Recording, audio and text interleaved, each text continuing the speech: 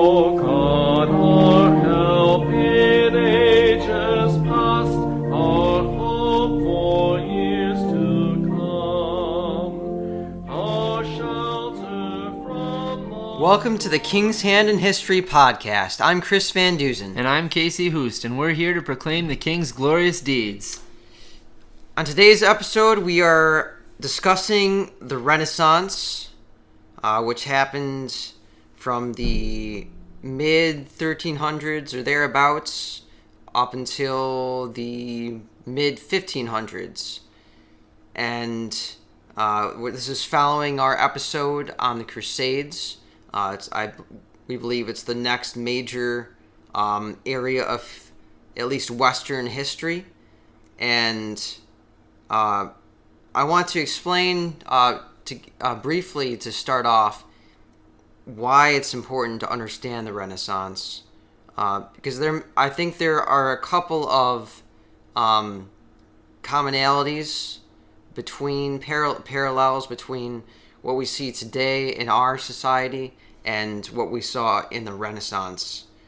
In the Renaissance, you see a new impetus for people trying to create the perfect society and create the perfect humanity.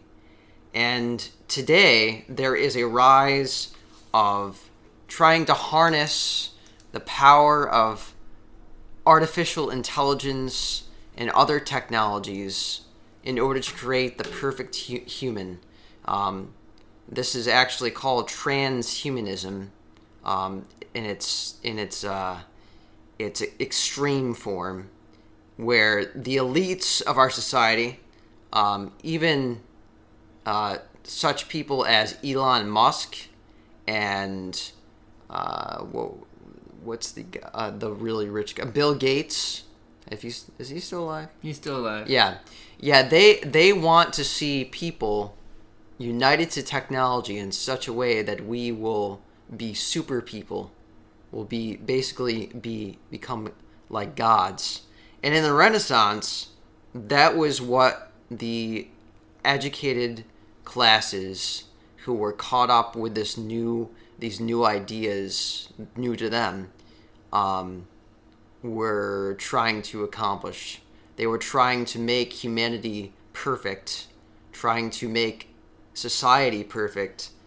And the reason for that was because of the flourishing that came about beginning in the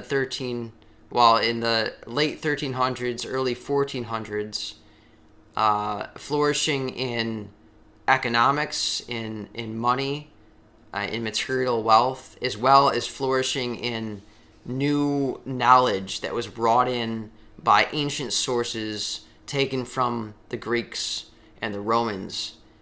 And what we see is none of them could accomplish perfection. Just like the book of Ecclesiastes says, without the fear of God, this life is meaningless and it accomplishes nothing of eternal value, because we're all going to die eventually, and furthermore, we are sinful human beings on this earth, and everything we touch is going to be tainted by our sins. And you see this throughout the Renaissance. They could not end war. They could not end poverty. They could not end hatred. They could not be free from their sins, from their pride, from their foolishness, from their laziness. In spite of all these great advances, and there were great advances in this time, we see great learning coming forth. Not the skepticism, but the superstitions of the church and of pagans, as well as the lack of technology they had in Europe during the Middle Ages. It was greatly enhanced by this Renaissance. And I'm sorry, I forgot to mention, Renaissance means rebirth. It is a rebirth of the learning of the ancient Greeks and Romans, these great societies that were pretty advanced in their learning and their understanding of the world around them. Actually, they coined the term Middle Ages too, because they viewed it as antiquity, and they were the rebirth, and in the middle was the Middle Ages where things were lost. Right, I forgot about that. And they also, the Renaissance humanists coined the term Dark Ages. They believe that the Middle Ages were dark because they had lost all this learning from the ancient Greeks and Romans. And so to give a background of the Renaissance, the Crusades ended in the beginning of the 1200s, and during the 1200s, basically, I think, Casey, would you agree with me that there was kind of a consolidation of European kingdoms during the 1300s? Like, kings were establishing their kingdoms pretty much. Yeah, I think after the Crusades. I think at that point you start to get a picture of what a more modern Europe would start to look like, and you see, the nations becoming more like what we would view today. Right, because during the Crusades, it was these smaller kingdoms all around. You know, it was the feudal system. You had the kings and their nobles, and their knights who fought for them, and then you had the serfs who were basically enslaved to the nobles, and they worked their lands and provided them with wealth, and they got a share of the crops and things that they got. But then, so the Crusades end, and they're no longer focused on fighting in the Middle East. So now they can focus on their own kingdoms. Yeah, and you see like the idea of like where France is, England, Spain. Right. The Holy Roman Empire is basically like a German state, and then you have the city-states still in Italy, which we'll get into in a little bit, I bet. Right. But as for the Roman Catholic Church, so now there's kind of a rivalry kind of that comes to be by the beginning of the 1400s, I think, between the kings and the Roman Catholic Church, because up to that point it was the Pope who was basically he was the ruler of the kings, right?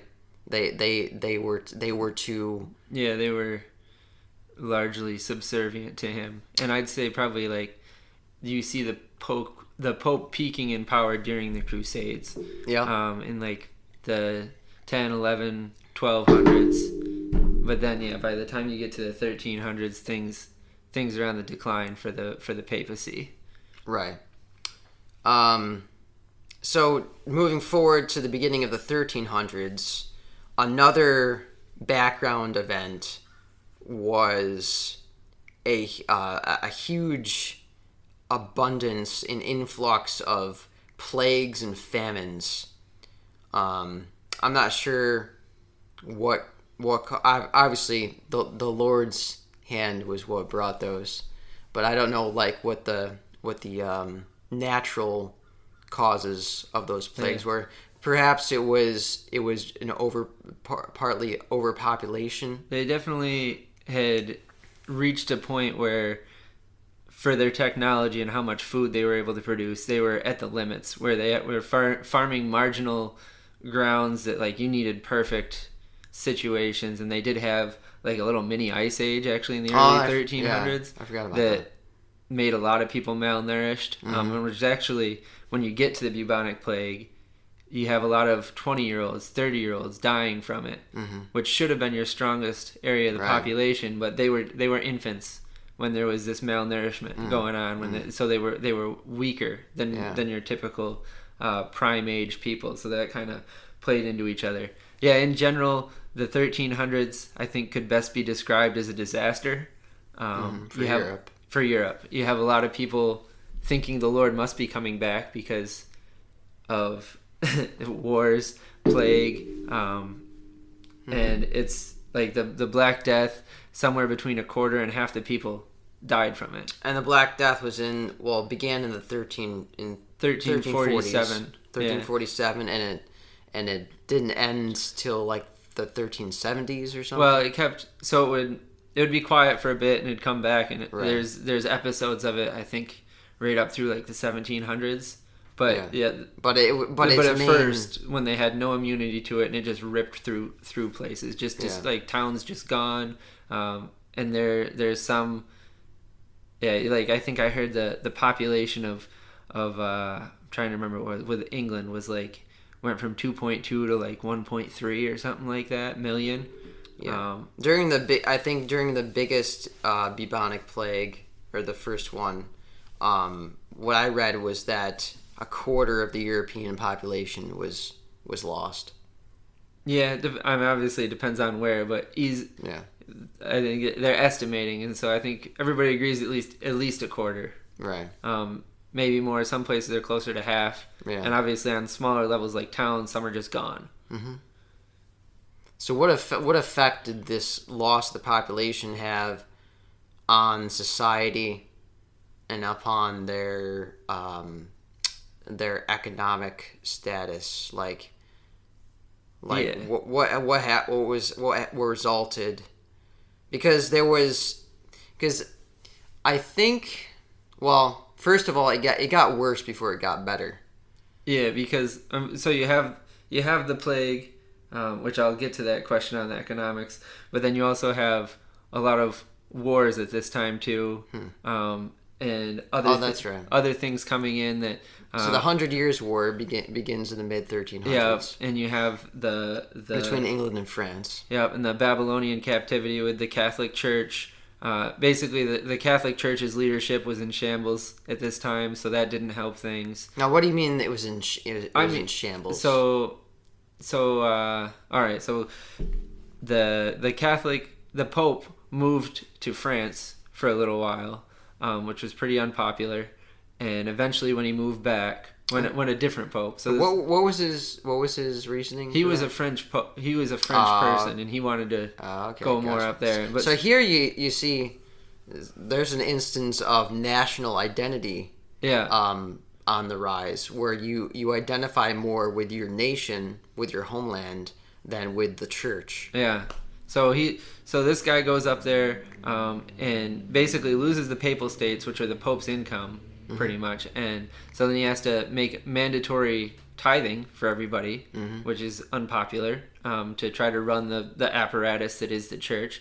And eventually, years later, a different Pope moves back to Rome, but he dies like immediately after. And the people up in Avignon in France, all the bishops there, did not like the new Pope they elected, so they elected their own Pope. So you have a French Pope and an Italian Pope, and they both excommunicated each other and everybody that followed them. So literally everybody in Europe is excommunicated. And then they get together on this council in Pisa to be like, all right, we need to fix this, and they elect a new Pope. But neither of the two popes... And Pisa is of the Leaning Tower fame in Italy. Right? In Italy, yep. But neither of the first two popes accepted this. So now you have three popes, and they're all arguing, and they're all saying different things. And finally, they did have the Council of Constance in 1414 to 1418, where they got the three different popes to abdicate and elected a new one. But all this is happening while you have the Black Death happening. And the plague just keeps coming through, and people would be looking for spiritual leadership, and it's a laughing stock. Yeah. And so anyway, economics from the Black Death, which is fascinating to think about. If you lose that percentage of your workforce, how does that affect an economy? And the wages went up for the first time in history for peasants. Whatever the job was, if it's just dig a ditch, clean the barn, whatever it is, they had negotiating power where you say, you got to pay me more, and the guy looks around and says, there's nobody else, so okay, I guess I have to. Which the nobles didn't like this, so they tried to make laws that Nope, it's set wages. But the peasants had got a taste for higher wages, so you have a whole bunch of peasant rebellions in the later half of this century too. And like wars were there where the nobles have to come in and kill a whole bunch of peasants. There's a couple cases where the peasant rebellions were, like in Florence actually, for 3 years the peasants took over. Wow. But so you have this upheaval going on. But also as a result of this, you do see a little bit headed towards the Renaissance, in that there is cheap land. For the first time in 1,000 years in Europe. You know, there's limited land there. But when a lot of the landowners die, and a lot of this land basically like hits auction, it floods the market. If you have money, you can just go buy land, and that was not a thing before. And also, wealth is increasing just in the fact that people are inheriting. You know, that people are dying and money's getting passed down and consolidated.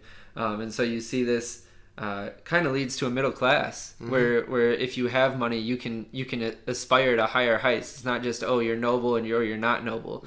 And this really helps the Renaissance forward in that a wealthier middle class is one of the things that really patronizes the arts and more learning, especially as we get into like Florence and the Italian cities where the Renaissance kick starts. Let's go there. Because the Renaissance, what is known as the Renaissance, like you said, it is sparked in the Italian city-states, notably Venice and Florence, because they're near the sea, so they have access to other nations coming in, you know, bringing goods, so they can trade.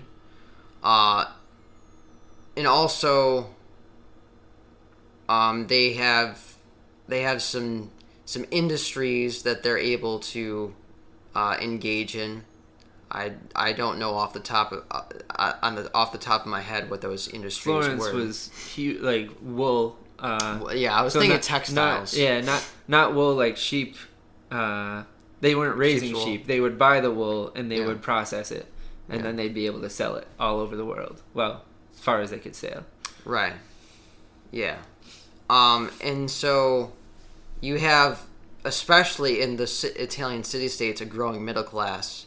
And what I read was that because of this influx of wealth, there was also the rise of banks. Yeah, banking became a big thing. And also, you had to administrate all these trade deals with other places.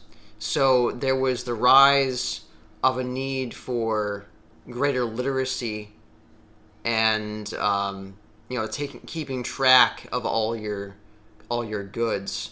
So this led to the rise of institutions where people would go to learn how to read and write in order to understand and create these complex documents, these contracts between people. And you get some of these guys like the Medicis that are ridiculously wealthy.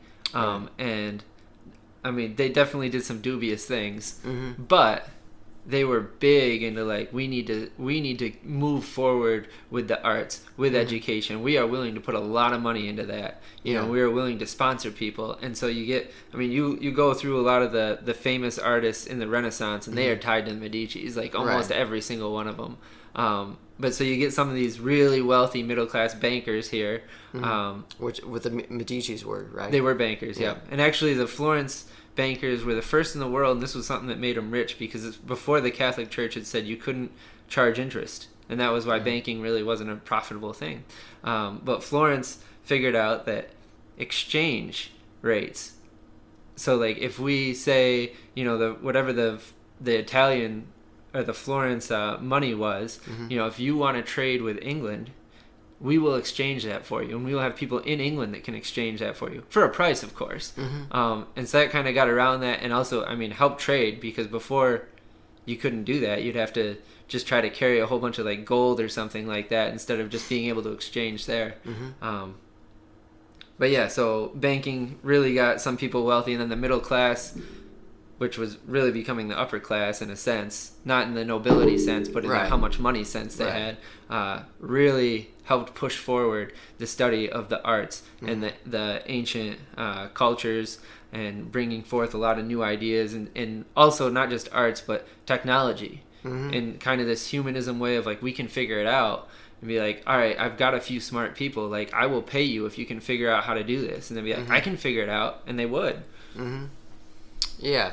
So there's kind of a reawakening because of this prosperity, and they're getting wealthy. People, and it wasn't just people who started off with quite a bit of money getting wealthy.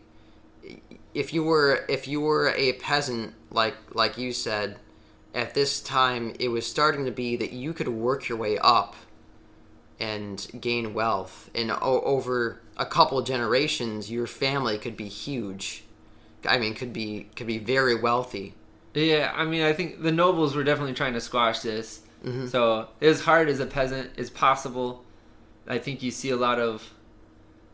Yeah, it is a slow workup, but yeah, if you get yourself into a different occupation than like farming at this point wasn't that great and for that's another thing that was new in this time period, that you could switch your occupation, you could do something different rather than being stuck. Because of just the upheaval of so many people being wiped out. Right. But then you also see like minor nobles suddenly shooting up that were like minor in name but had money, able to be like, oh, we'll purchase some land, we're gonna make like the Borgias. I don't know if you studied them at all. They were a Spanish, like a super minor noble family, and they got really wealthy during this time. They got 2 popes in, like basically bought popedom or whatever, where they got a guy in to be the pope. But yeah, you basically have this changing of classes where hasn't been that for a long time. Right. So this gets us into so we're in the transition between the 1300s and the 1400s, early to mid 1400s. We also have, because of this need for learning, especially beginning in the Italian city-states, you have this educated class. You have the rise of so interesting story from Florence. They, in I think 1400, and so they had already started a little bit of this more learning. Milan attacked them and was basically had them surrounded, and they were about to fall, and the Count of Milan, who was basically like a dictator, was out there, died of the plague, and they left because of that. And the Florentine, the couple guys in charge of it, were basically like, we got very lucky, like we should have fallen.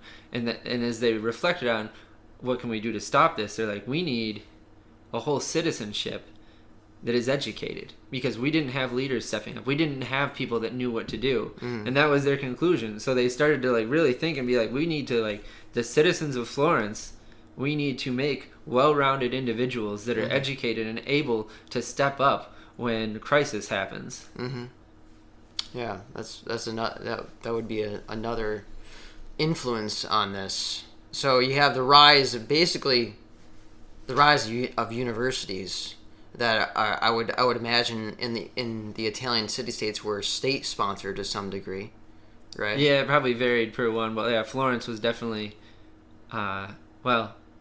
it's funny, for a while, it's like the state basically was the Medici, so state-sponsored, Medici-sponsored, same thing, basically. Yeah. So you have these centers where people are devoting themselves to learning how to read and write and how to understand the world and how to solve problems in trades, in economics, and probably in medicine. If we can become wealthy, why can't we do something about our health, about all these diseases that harm us? So you have this rise of there are problems in this world we can solve by devoting ourselves to study, to learning. And so they turn to, well, they're in Italy, so this is a huge source of ancient Roman literature. And obviously the Romans also got lots of their documents from the Greeks as well. So there is a popularity in the 1400s coming into play of going back to the ancient Romans and the Greeks and what they, especially the philosophers, what they wrote and what they discussed. So there was the rise of what's called going back to the sources, going back to these outwardly great societies, the Romans and the Greeks, and finding out how did they come to be so powerful and so innovative and have these great empires, these great societies that were seemingly, overcoming the world and being prosperous and healthy to some extent. So this starts in the Italian city-states, and then it spreads northward into Central Europe and eventually into England. And you have, so this is what is known as the rise of humanism.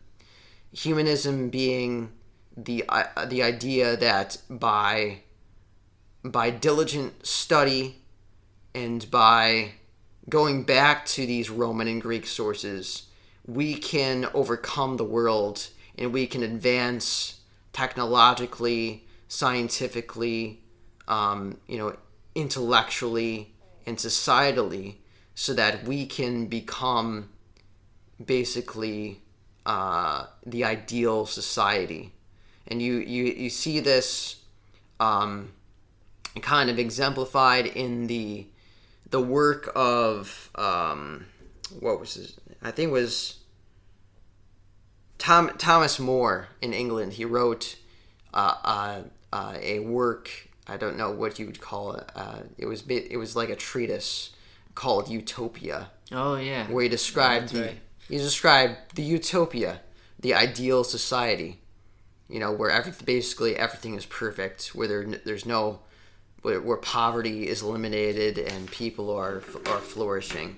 So you kind of see throughout Europe in the 1400s, in the beginning of the 1500s, this push to go back to these sources and to learn how to advance, to go as far as we can as humans in being having a perfect society.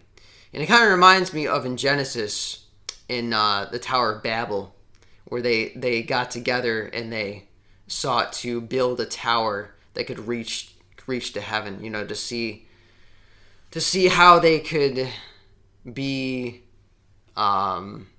basically how they could overcome the world and become like gods.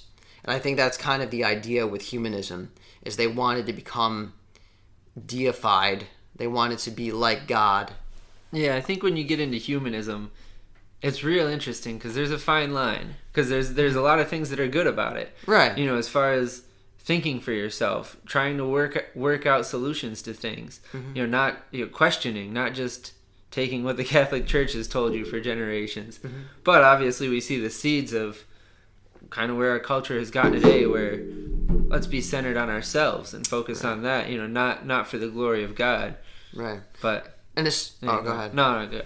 Well, especially because the humanists saw that what the Roman Catholic Church kind of glorified and ostensibly promoted, that you could have heaven. They were supposed to be representing heaven, but the humanists saw that the Roman Catholic Church was a joke, basically. That you had these leaders, the popes, who claimed to be the representatives of Jesus. Well, and getting to when Martin Luther was a young man, Alexander the Sixth would have been the pope, and he was one of the. Remember how I mentioned the Borgias? Mm-hmm. He was one of them that bought the pope, the papacy. He got to be in there. he had 5 children, like 3 mistresses. Mm-hmm. And it's like, and everybody, and he was marrying his children off for alliances, you know, so it wasn't like a hidden thing either. And it's like, everybody can see it, and it's just like, what are you doing? Yeah. Type of thing.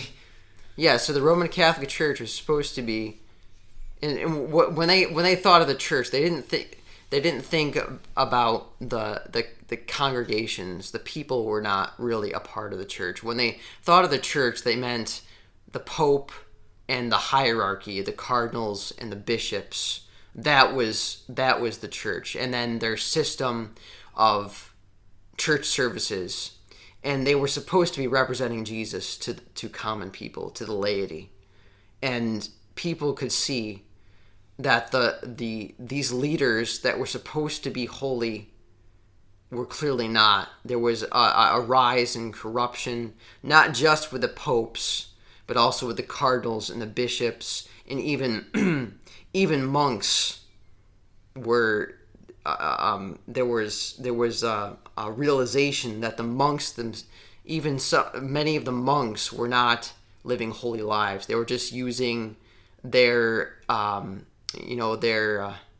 freedom from work in order to just enjoy the pleasures of life and live high on the hog. Well, and you get too that a lot of these monks, and I guess maybe a little less so the monks, but anybody like higher in the like abbots, bishops, these are just like 2nd, 3rd, 4th sons. Yeah. Of nobles that it's like, well, you're not inheriting, so you can go into the church. Yeah. And that is not how the clergy should be created. It should be, it should be about your heart following after God. Right. According not to them. Not that we would view. Yeah, we don't have we don't have a Roman Catholic view of clergy, but but it's just like, even if you are Roman Catholic and you're looking at it as like, is that how you want your bishops selected? Exactly. Based on, well, you weren't the son that was going to inherit, so we'll put you in the church so you can get a good position with a good paycheck and maybe be a good ally in future dealings. And these people are supposed to be leading you to heaven. If you're a common person, these are the people that are supposed to be providing you with a means of salvation. But they themselves are not living as if they are fit for heaven, because there's immorality. Yeah. And I think you see it, and obviously, like, Martin Luther is the big name, but as we get to the Reformation, which we'll probably do next week, there's reformations are popping up all over. Yeah. It's not, and Martin Luther was like the big one, the famous one, but like all over where any free thinking is allowed. People are saying, and there's a huge influx of free thinking. Yeah, and also they're like one of the first generations that can now speak Greek, can speak Hebrew. They're reading the Bible in its original language, not in just the version that the Catholics have passed down, but they're reading it and going, "Whoa! Like, this is what it says is not what's being taught." Yeah. And with that, like I said, just all over, you get different leaders, different city states, all rising up to say, like, we don't agree with what the Catholic Church is doing. Right. Two notable ones being the ones I talked about last week, Jan Hus and John Wycliffe. Also, there is a man named, I forgot what his first name is, but his last name is Savonarola. He was in Florence in the late 1400s, and he was a priest who led a Reformation in Florence, were against the immorality of the clergy. Excuse me, my stomach. He actually was able to create a so-called Christian republic in Florence, and then not only the super religious guys, but you have the scholarly class that has risen because of the universities. With such people like John Reuchlin, who was the leader of the German humanists, John Colet, who was the first leader of the English humanists, and that was in Oxford, and then he had two kind of disciples that joined him there, named Thomas More and Erasmus. They were not. I mean, Erasmus more so, I think, than Thomas More. They weren't super devout. It's not like they were in the ilk of the reformers that came later, but they were realizing from their studies of like you said, Casey, the original sources of the scriptures, the Greek and Hebrew, that the Roman Catholic Church does not line up with what Jesus says and what the apostles say about the church. And so they wrote many documents criticizing the Roman Catholic Church, and they gained many followers. And so the common people eventually came to see this. So there was, even before the Reformation, in the I would say mid 1400s, or maybe safely to say the late 1400s to the beginning of the 1500s, before the Reformation, there was the rise of a rebellion, basically, against the Roman Catholic Church, which before then, during the Middle Ages, was ostensibly supposed to be the guardian of Europe. It was supposed to be what was supposed to unite Europe together. And now what is uniting Europe? Well, now there is basically a division taking place, because as people come to see that the Roman Catholic Church is not the end all of religious life, that you can live a prosperous, happy life without the church, without being devoted to it. There is a division coming into play between those who are devoted to the Roman Catholic Church still, and those who are rebelling against it, who are treading their own path. And you also have a division between those people devoted to the Catholic Church and those people who are becoming more closely identified with their nation. As you have, with the rise of the middle class, we have the rise of nationalism. Yeah, I think you really see the remaking of monarchies too. Yeah. As we were kind of saying, like after the Black Death, you get a bunch of the peasant rebellions. You have a lot of them are at wars. You know, the 100 Years' War between France and England, where kings' treasuries are just drained. But also you have technological advances. You have the longbow, you have a crossbow, artillery starting to come in, cannons are starting to come in, and this basically renders the old form of warfare moot. Like, you can no longer just charge with knights; they will die. Yeah. And the knights were nobles, so you have like, I forget what battle it was, but there were a couple. I know Agincourt was bad. In the 100 Years' War, where basically the French lost more than half their nobility in a battle. Because they sent their knights in charging, and the English longbowmen just kept shooting them, and their arrows could pierce the armor, so it was easy. And so you get this where the old form, where the king would just call on his nobles, and they would bring their armies, which was relatively cheap for the king because the nobles would fund it. That doesn't work anymore. Now you have to pay for mercenaries. Now you have to pay for equipment for these guys. You have to buy artillery. This is expensive. And all you get with the nobles is you can ask them for money. And it doesn't take very long for just going to the nobles and asking them for money that there becomes a rift between the monarchy, between the kings and the nobles. And so the kings look more towards the middle class. They start creating. They have to do more taxes to raise money, and so they make more of a bureaucracy. They appoint a lot of middle classmen to be in the government. When I say appoint, it means they sell the position. The middle classmen buy it for a good sum of money. So they move into that where they can make a bunch of money. And middle classmen can also be taxed. So they're making a bunch of money and they're being taxed. And the king's really relying on this bureaucracy led by a middle class, and it's becoming more of a sprawling thing that wasn't like the old form was just the king going around with a small group of group of people that was his court. Now Right. you're seeing a large centralized government with a big taxation system. Some of them are starting to have standing armies. And so you get this centralized power that is really a lot different. And I think you actually see when you're starting to look at the Reformation, and you see which nations went Protestant. There were ones, so obviously England is a little different, and the king got upset with the Pope Right. and switched. But like in Germany, it was not a centralized government because it was such a large empire that it couldn't be. Yeah. But in places like France and Spain, they had consolidated this power and were centralized and could react quickly to it and say, no, we're not going, and basically shut down Protestantism and maintained a Catholic order in their country. But in places like in Germany, where they weren't able to do that, the people just basically decided we're going to be Protestant. Yeah.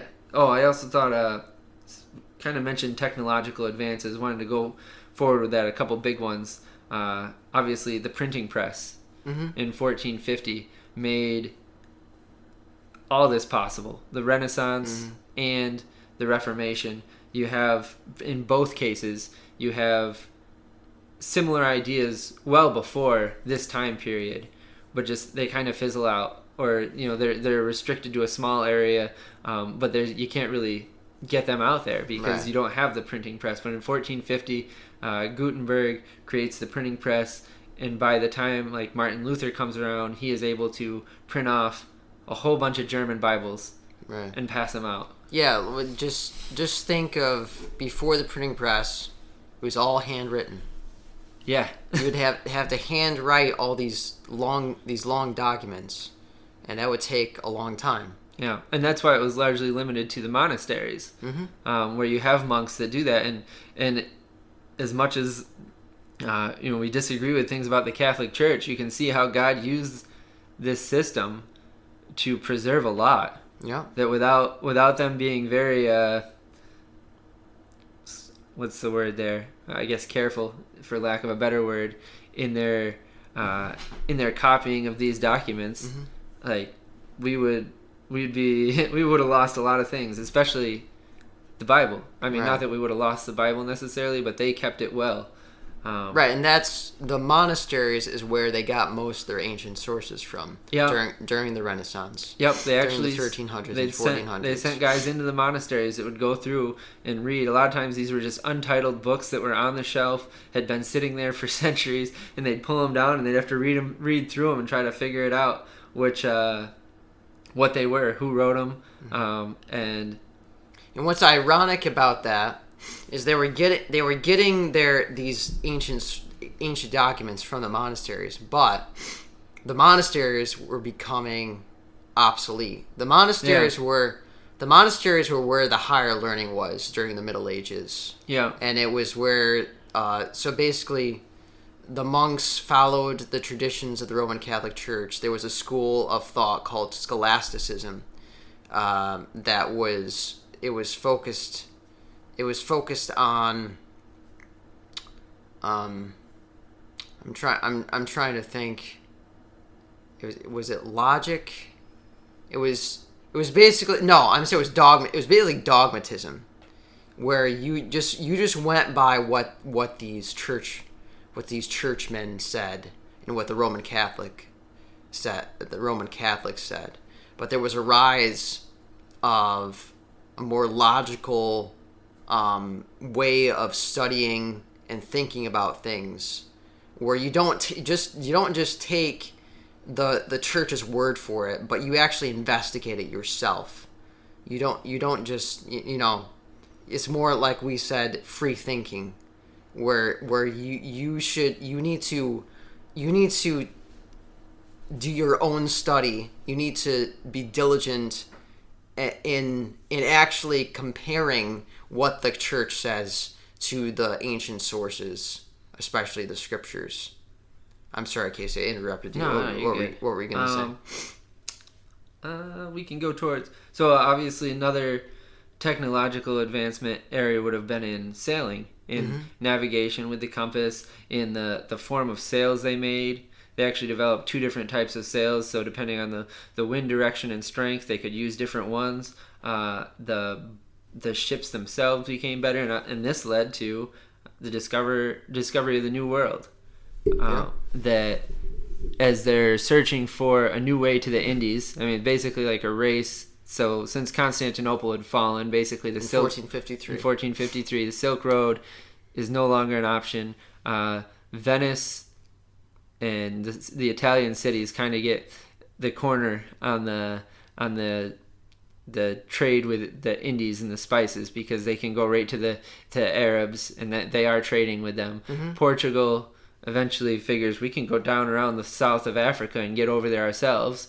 And Columbus comes up with this idea: if I just sail west, I can go around the world, which kind of shows you their idea of the world at this time. And obviously, we all hear in school that some people thought it was flat, and they get picked on for that. But they didn't have much of an idea at all about the Americas. No, I mean, and it shows that Columbus. I mean, it's kind of laughable if you think about it now. To be like, if I sail around the world, I could get there faster.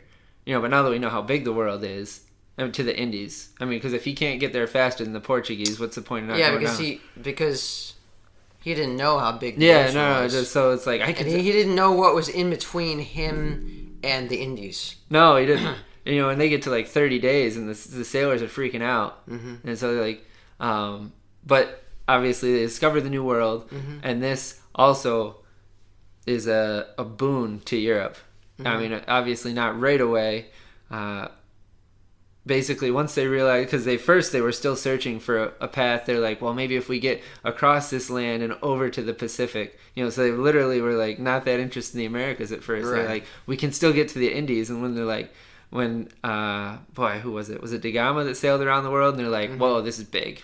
Really big. They're like, all right, not a good way to get to the Indies, so let's focus on colonization. And they have this search for El Dorado, because they see all these natives have gold, and they do find a gold mine that's like the world's biggest gold mine. And so you get these precious metals just influxing into Europe.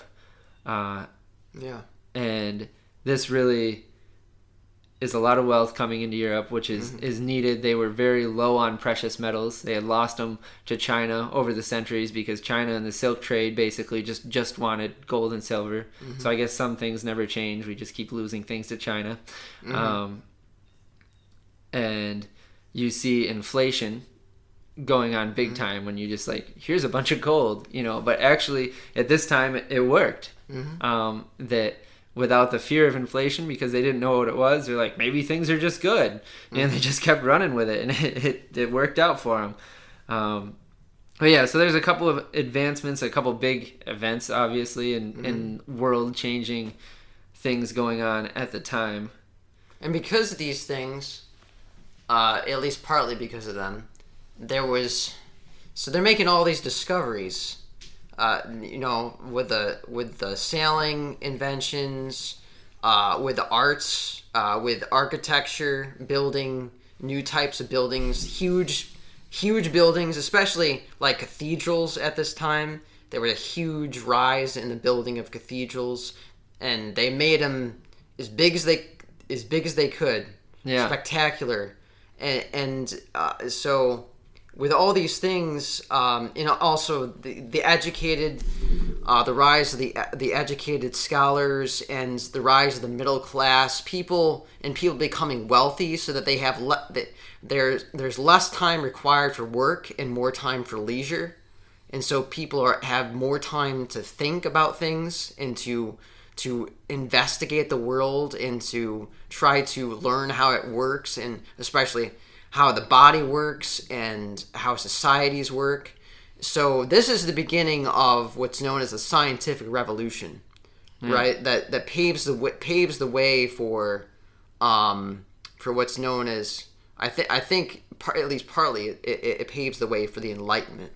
Yeah. Right. Oh, I mean, you can see how it just like from here how it just keeps speeding up to where we are now in the technological age, where even 20 years ago, when we were kids, is so much different than what it is now. Yeah, it's but it started I mean, I kind of started then when you get this thinking and things just keep coming right on top of each other. Yeah, you get the Enlightenment, you get the Industrial Revolution, Right. and you just see all the technology that comes in. Speaking of which, at this time, Europe is far more advanced than any place in the world. And you see that with colonization. Yeah. As they go out, as they base any place they stop, they're like, yeah, we can take it. In the New World, boy, what was it? So like Cortez and Pizarro take down the Aztec and the Incan empires, large empires with like a few hundred guys. I think Cortez had 13 muskets, and he took down an empire. Yeah. Just because of technology. Yeah. And so, yeah, you really see, when you look at it, you can really see how it's going to play out in the next few hundred years. Right. So, to just start wrapping up, in conclusion, so this period of the Renaissance, it's in no small way, it is a paradigm shift, it's a turning point in the history of the world. Starts off trying to go back to Roman and Greek society and trying to imitate them, but it ends up that they go into far more advanced type of society. It was interesting. I listened to some of the books by some of the humanist scholars, and seeing their dilemmas as initially they were like, yes, we want to emulate, we want to copy the ancient society, but then as they really started thinking about it, be like, well, as they started, they realized every situation's different, and it's more complex than that, and each thing requires a different solution, and the smarter ones pretty quickly got to the conclusion of, all right, we don't want to copy ancient society. We want to take what they learned and use that and fit it to build on it and fit it to what our society needs. Right. And like I said, I think too that God blessed them with a lot of really intelligent people. Oh yeah. At that time, sure. And you read through some of the thinkers, you see the artwork. I mean, they still have artwork that is considered the best in history. Right.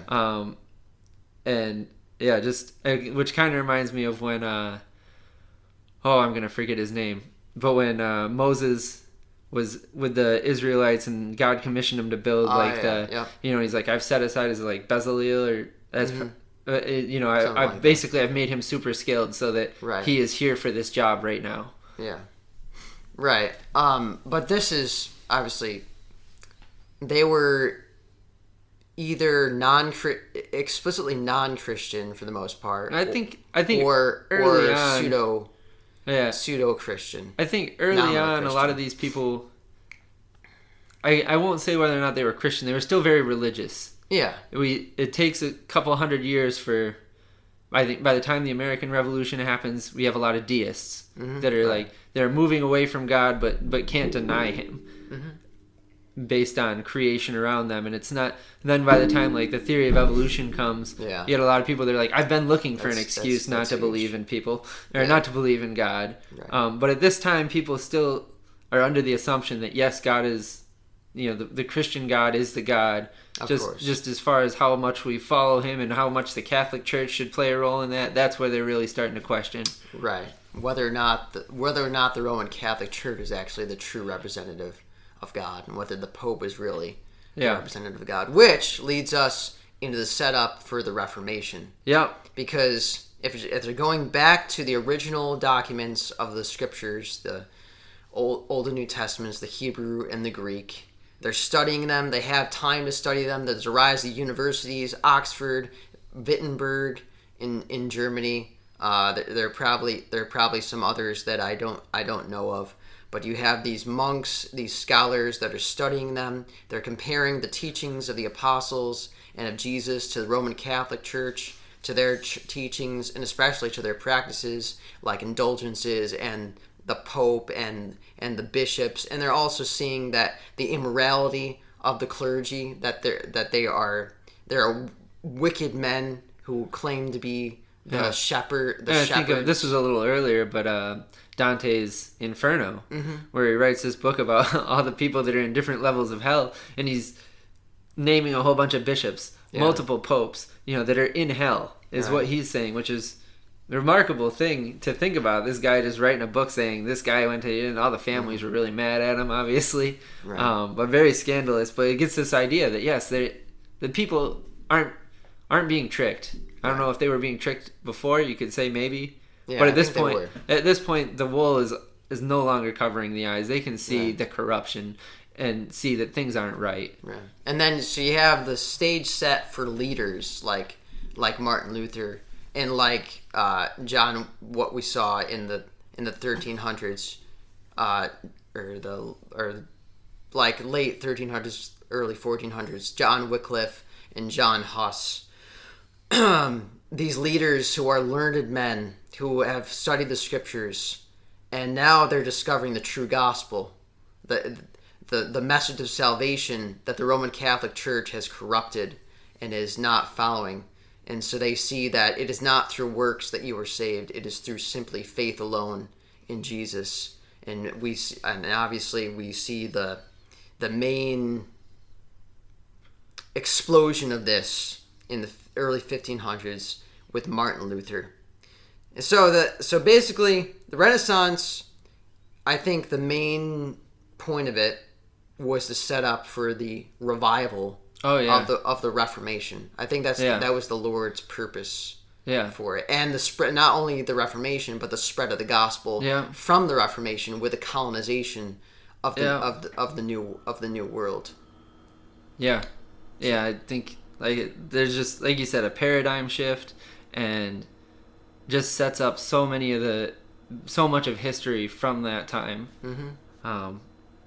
So I guess one little application, at least for myself, as I was studying all this, was thinking of like the Renaissance man, and obviously you say like Da Vinci or Lorenzo Medici or a couple of them, but thinking about like what type of man do you want to be, as far as you see like the humanists, and they had a lot of things, like we said, that were good, and in trying to be well-rounded, educated, going back to the sources, not just buying what's told to you, but then, unlike them, more harnessing that just for the glory of God, to put it all towards the glory of God, to make myself the best version of myself I can be. I mean, let God work through me for that. But just in learning, in going back towards the sources and growing in that way.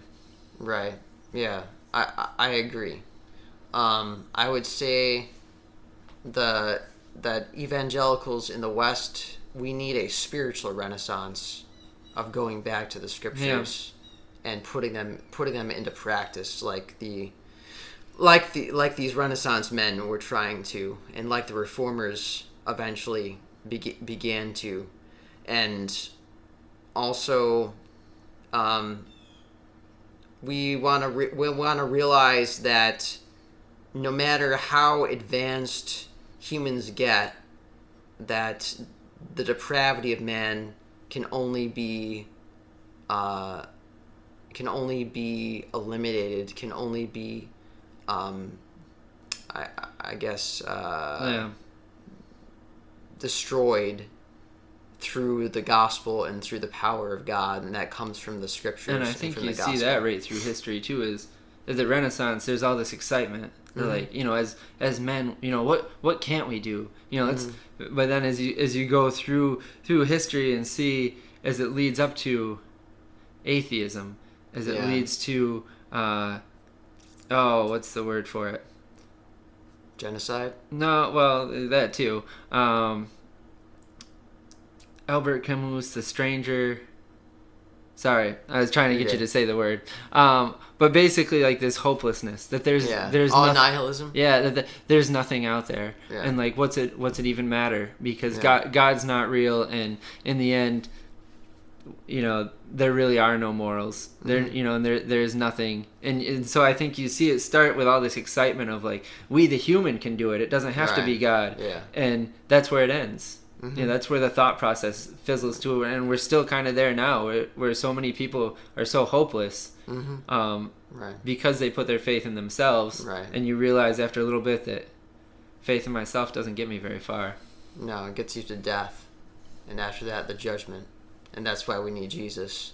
We need to put our trust in Him. Another thing I just wanted to point out was that with all these, like you were saying, they got so far, very far, simply putting their trust in themselves. But how much more should we Christians be able to accomplish when we have the power of God on our side? We should show the world that we have the Holy Spirit and that Jesus is the ruler, the rightful ruler of the world, not us. And so we should proclaim the gospel with that mindset in order to set people free from their ignorance. Because no matter how much learning they may have, no matter how much knowledge you may have, if you don't know Jesus, you don't have life. Yeah. You don't know life. You don't know true happiness. You don't know your true purpose. So that reminds me of a C.S. Lewis quote. It's gonna be a paraphrase now because I don't. Basically, something along the lines of, I'm afraid of all this education that we have is simply making more clever devils. Wow. Basically, if all it is education, yeah, you make people more clever, but they're devils. Right. And it does kind of the thought of education, especially as a father, makes me think about, and I entreat you to think about your children, how you want to educate them, and especially kind of as we've been saying here, a focus on the gospel. Yeah. A focus that, if they could get anything out of what you teach them, have it be a faith in Jesus Christ. Right. But beyond that, having it be an education, like a good education, but thinking clearly about what strategies you want to use in what to teach them and how all these things work together and God's role in it and a focus on Him through it. And I do think the education system now is not exemplary. Oh, no. And so just to be very careful about that, about sending your children toward them, what they're learning. Yes. Yeah, because education is not founded on the gospel and the teachings of the apostles and Jesus is ultimately empty. It's ultimately going to lead you down to the path of destruction. But at the same time, we can be scientists.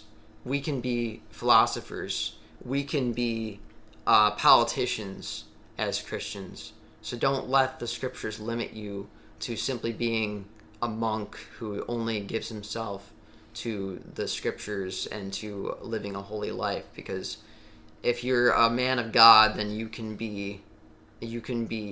go into whatever role you can think of. That's just follow Him day by day, and He will use you wherever you are. Amen. So with that, we're going to close. Next episode, hopefully, we'll go on to the Reformation, rather. Thank you for listening, and God bless.